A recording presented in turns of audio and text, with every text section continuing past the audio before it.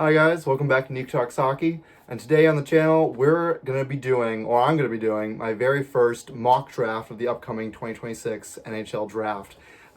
There's some insane prospects for this draft. I talked a little bit about, I think I went over my top 10 prospects of this draft, I think a few weeks ago.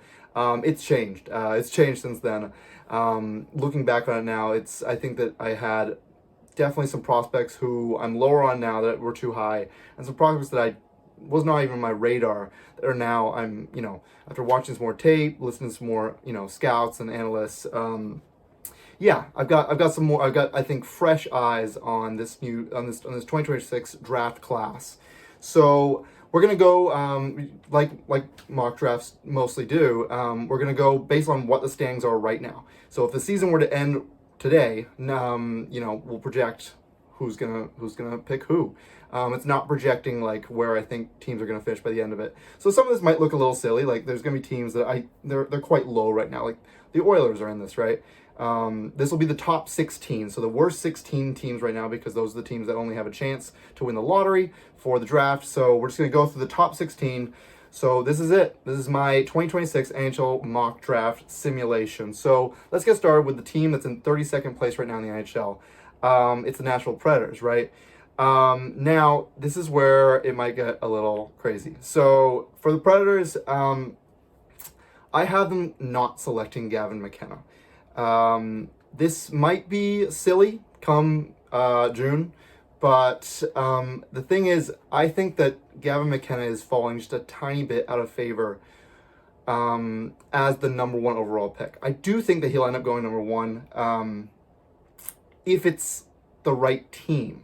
And the Predators, I don't think, are the right fit necessarily, because you still got Barry Trotz there. And I think that he may be looking for a different kind of player if they were to pick first overall.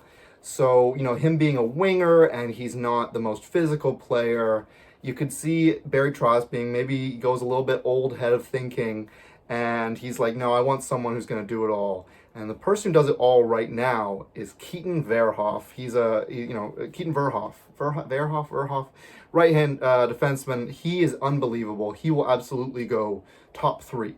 That's a no doubt in my mind scenario that happens. But he might go number 1 if the Predators are really looking for a big body, someone who's just incredibly projectable to the NHL.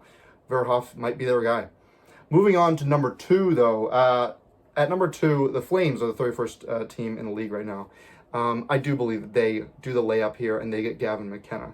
Left wing, they get their franchise forward in Gavin McKenna, if that's the case, and Predators go Verhoff, which they would be sprinting. I guess it's like a virtual draft, so I don't know if they'd be sprinting up or anything like that. But anyway, moving on. So Verhoff, the top defenseman, and McKenna are taken, right? Well, at 30th place right now is the Vancouver Canucks. And I have them selecting someone who I also think will go in the top 3. I think these 3 will go, in some order, will go in the top 3. It'll be Verhoff, McKenna, and Ivar Stenberg. I have the Canucks taking Ivar Stenberg, who's a right wing. He's unbelievable. In my opinion, he might be my favorite player from this draft. I think he's just so well-rounded already at this early age. He's incredible, and I think the Canucks, the Swedish connection with Pettersson, it's just too perfect. Even if they might be wanting someone who's more of a center, because I know they're looking for centers. But Stenberg is a wing. Even though he's a wing, I think that his talent is too good to pass up. Moving on to the Buffalo Sabres, they're the next team up. They are in 29th place. So I think they go with someone who isn't a true center. He might, when it's all said and done, he comes to the NHL, he might be a wing, but it's Ryan Rubrick. Very big player. His size is undeniable. It's just, his stock has taken a bit of a hit because there's a lot of scouts that have different opinions on him, and they can't really seem to agree. I think the Sabres, they like that he's got maybe a very high ceiling, right? He's got a huge ceiling. So I think they go with the tall guy. Moving on to the Blues. The Blues, I think they go with an offensive talent. I don't think the run at defense happens just yet. I think they go with Ethan Belchets. He's a left wing. Belchez is someone who plays with a ton of attitude, and I absolutely think he'll be a top 6 player. Very, very likely projects as like a top line kind of big guy who just loves to, throw his body around and play with a lot of attitude. So I think Belchez would work very nicely for what the Blues are looking for, and add a real nice round out their prospect pool. Not even just round out. He'd be like the number one guy of their prospect pool, right? Moving on, so it would be the Leafs. They're the next worst team, but the Bruins have their pick. So the Bruins will be picking the number 1 center in this draft, the true center. It's Tynan Lawrence. If you're looking for someone, I kind of relate him a little bit to someone like Caleb Denoyer, who the Mammoth picked just recently, right, this past draft. So someone who's just a very true center, can play a 200-foot game, plays both sides of the ice very well. Tynan Lawrence is your guy, and I think that Bruins, they absolutely could use someone like that. Everyone could use someone like that. But the Bruins, they're a little shy of centers at this moment, so he would work very nicely there. The next one, we've got 2 Sharks picks in a row, because the next worst team is the Oilers right now, but the Sharks have their pick. So I think they go with a forward and a defenseman. So the first pick, at number 7, I think they go with Mathis Preston. Unbelievably skilled player. A lot like Zach Benson in the sense that he is super skilled, should have gone higher, but is small. He's quite small. He's, I think, under 5'10". I think he's like 5'9" and something. So Mathis Preston should go higher.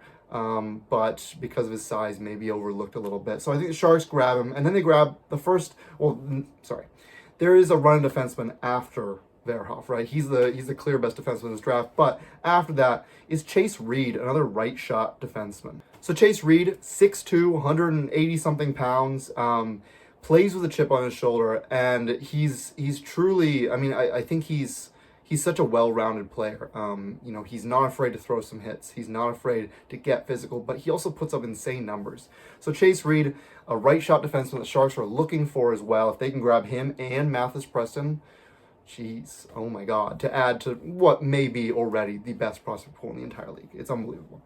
Moving on, so we've got the Mammoth next. I don't expect the Mammoth to stay this low, but if the season ended today, that's where they're drafting. So I think the Mammoth go with a defenseman as well. I think the run at defenseman really start once Chase Reed gets taken by the Sharks.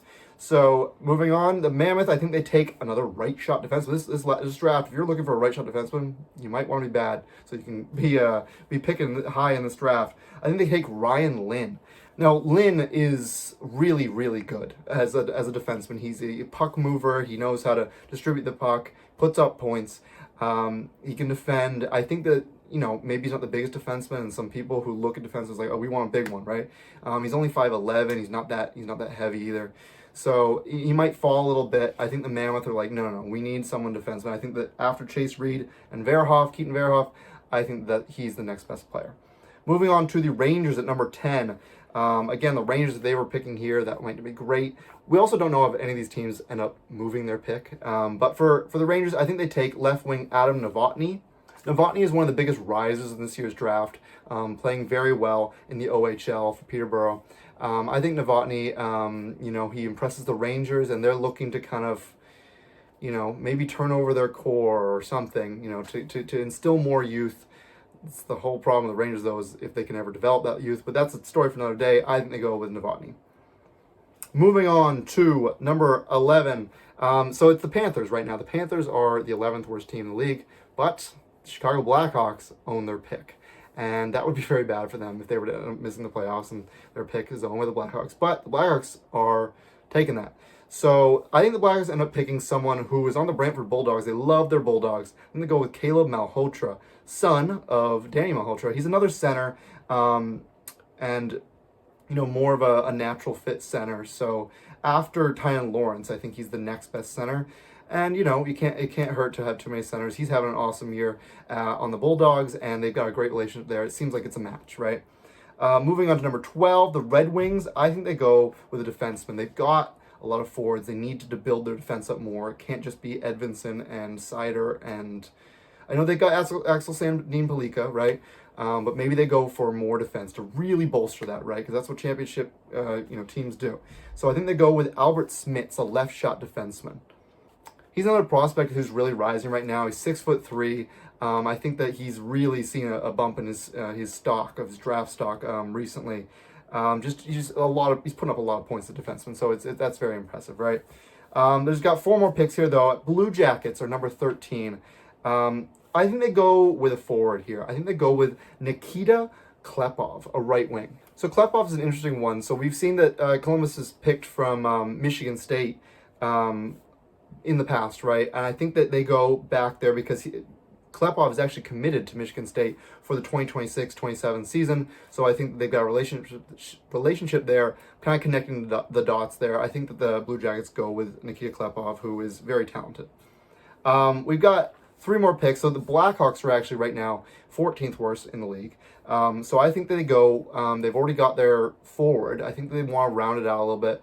So a lot of the defensive prospects have matriculated up. They're now in the AHL and the NHL, so they need more to continue coming up the ranks. I think they go with right shot defenseman Daxon Rudolph, one of my personal favorite prospects in this year's draft class. Daxon Rudolph is a defenseman I think that does a bit of everything. He's productive on the back end with points there, but he's a big body too, and he's 6'2". So I think that, having Daxon Rudolph, again, this is all just a mock. Very, very unlikely this ends up this way, just because we're also only 2 months in the season. But if the Blackhawks end up with Caleb Malhotra, a center in this year's draft, one of the best centers in this year's draft, as well as Daxon Rudolph, one of the best defensemen in this year's draft, they would also be doing very, very well for themselves. Last 2 picks here, the Winnipeg Jets. I think they go with a defenseman again. There's so many really good defensemen in this draft, but I don't think they go for a right shot defenseman. I think they go with Xavier Villeneuve. At least I think that's how you pronounce the name. Xavier Villeneuve is another one of my favorite prospects. I really like how he plays the game. I'd say a player comp that I would try and compare Xavier Villeneuve's game to. He's not big and he's not heavy. He's under 6 foot. He's not. I think he's like around 160 pounds. But I think he plays a very similar game to Lane Hudson. I don't want to say he's the next Lane Hudson, but I think he's got a comparable game. And if the Jets are looking to, eventually pass the torch from Josh Morrissey to whoever, maybe it could be Xavier Villeneuve. So that's what I project for him. And the last pick, number 16, the Bruins have another pick, right? Because right now they're here. I think the Bruins, if they stay at this spot, they don't end up trading it. I have them going with Oscar Hemming, a left wing. He's a big body, and I think the Bruins have this identity. They're always going to go big. They're always going to go tough and strong, and can play that physical edge to their game. So I think they go with Oscar Hemming. So they end up with the Bruins in this mock draft with both Tynan Lawrence and Hemming to do very well for themselves this year's draft. Again, this is just a mock. This is only the first mock on this channel. There will be at least, I'd say, 2 more. 2 more between now and June, when we have the official NHL 2026 draft. It's going to be an awesome one. I really am starting to get more comfortable with kind of knowing who these prospects are and evaluating and singling out some of the ones that if the Blackhawks end up keeping their pick and using it, then there's some that I really hope they end up with as a Chicago Blackhawks fan. But that has been it. That has been the video. Thank you so much for watching. Please let me know in the comments if you liked the video. If you did, please consider liking and subscribing to the channel. It would mean really so much to me. Let me know in the comments who are some of your favorite prospects for this year's draft. Maybe who do you hope your team ends up with. Again, thank you so much for watching, and I will see you guys in that next video.